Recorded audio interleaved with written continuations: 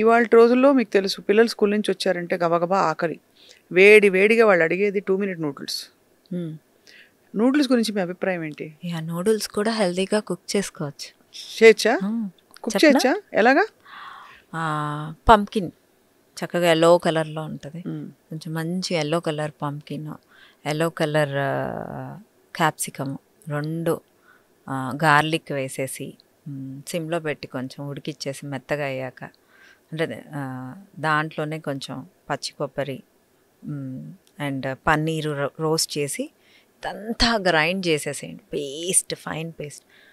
Pumpkin and capsicum, yellow capsicum, garlic ఈ 3 boil చేసి పక్కన పెట్టేసుకొని పన్నీర్ రోస్ట్ చేసి పచ్చి కొబ్బరి రోస్ట్ చేసేసి దీన్నన్నిటిని పేస్ట్ చేసేసి బాగా ఫైన్ పేస్ట్ సాస్ లాగా చేసేసి ఆ సాస్ని కొంచెం బటర్లో దాన్ని బాయిల్ చేసి దాంట్లో బాయిల్డ్ నూడిల్స్ వేసేసి బాయిల్డ్ వెజిటబుల్స్ వేసేయండి.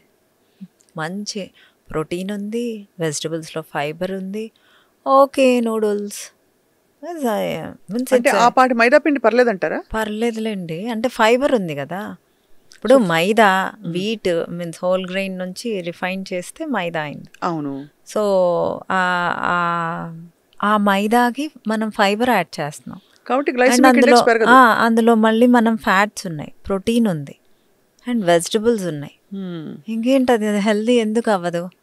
అదే ఇప్పుడు వైట్ రైస్కి నూడిల్స్కి సేమ్ మార్క్సే ఉంటాయి. మరి ఇంకేంటండి? Right. So your blood sugar levels should be slow. మీరు ఏది కన్జ్యూమ్ చేసినా your blood sugars matters. So హెల్దీగా అన్ని ప్రోటీన్ ఉంటుంది, చక్కగా ఫైబర్ ఉంటుంది, వెజిటబుల్స్ ఉన్నాయి, అన్నీ చక్కగా ఉన్నాయి, వాళ్ళకి నచ్చింది కూడా ఉంది. ఇలా కుక్ చేయటం నేర్చుకోవాలి.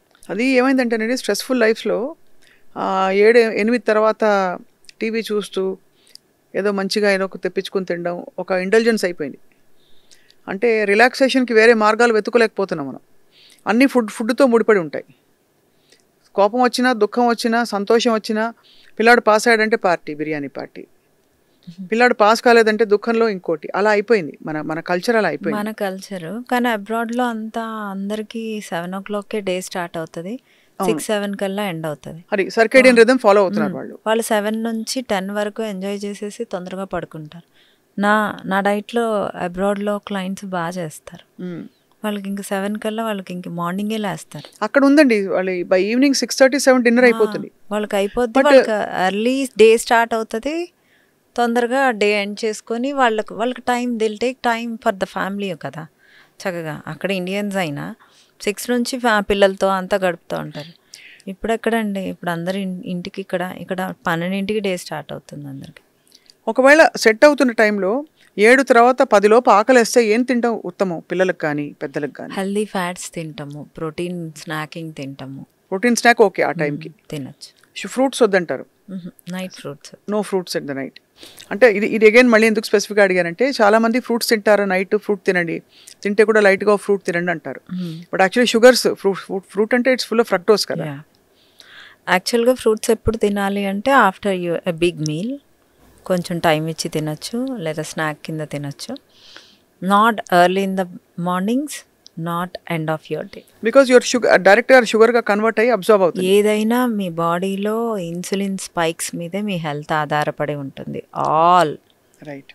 మీ బాడీ మొత్తం ఎంటైర్ హెల్త్ మీ ఇన్సులిన్ స్పైక్స్ మీదే ఆధారపడినప్పుడు ఇన్సులిన్ స్పైక్ అవ్వకుండా తింటమే, ఒకవేళ తిన్నా కూడా.